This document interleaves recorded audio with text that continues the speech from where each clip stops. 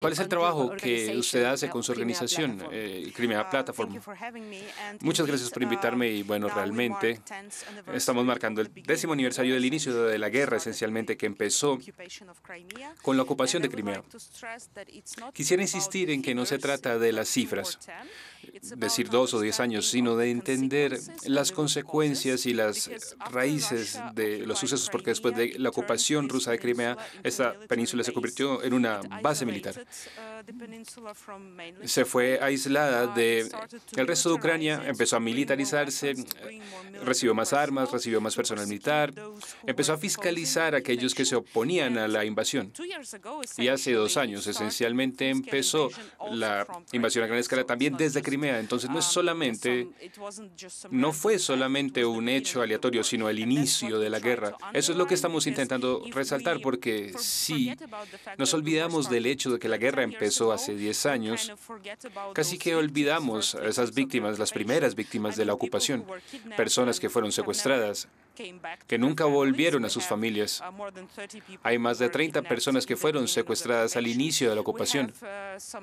Hay unos activistas que fueron asesinados, ellos que se oponían a la ocupación. Hay muchos prisioneros políticos también que fueron a prisión en ese momento. Algunos de ellos siguen en prisión. Todavía vemos cómo están fiscalizando a algunos periodistas o algunos miembros de la sociedad civil en Crimea. Esto no se ha detenido. Lo hemos visto en los últimos días. Uno de los periodistas más famosos que desapareció, que fue llevado a cárcel. Absolutamente.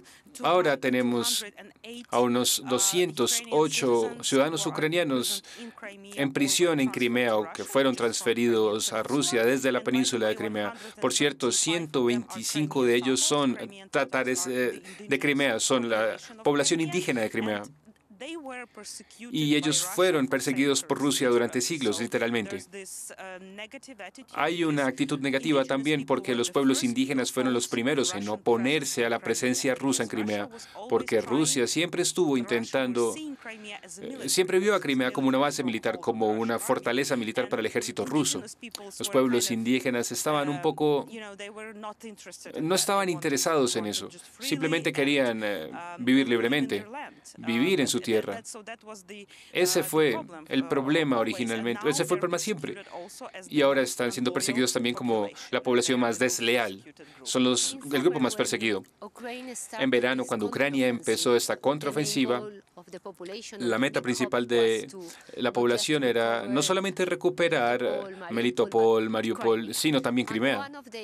Uno de los inconvenientes es cómo se recupera también la sociedad de Crimea después de 10 años. Muchos de ellos, ha habido un cambio de población. Algunos han sido cooptados, otros son prorrusos. ¿Cómo es la situación en el interior de Crimea ahora? ¿Cuál es el mayor desafío para Ucrania cuando lo recuperan, si pueden?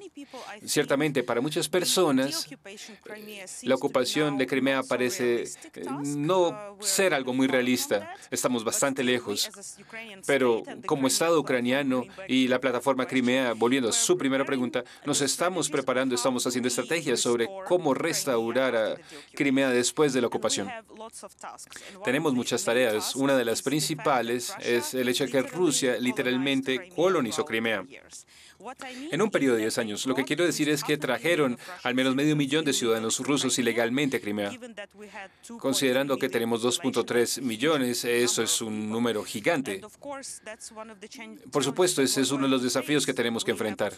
Tendremos que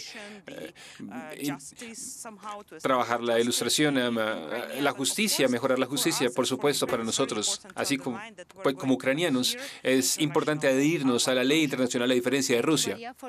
Gracias, María, por estar con nosotros. Por favor, continúen en estudio.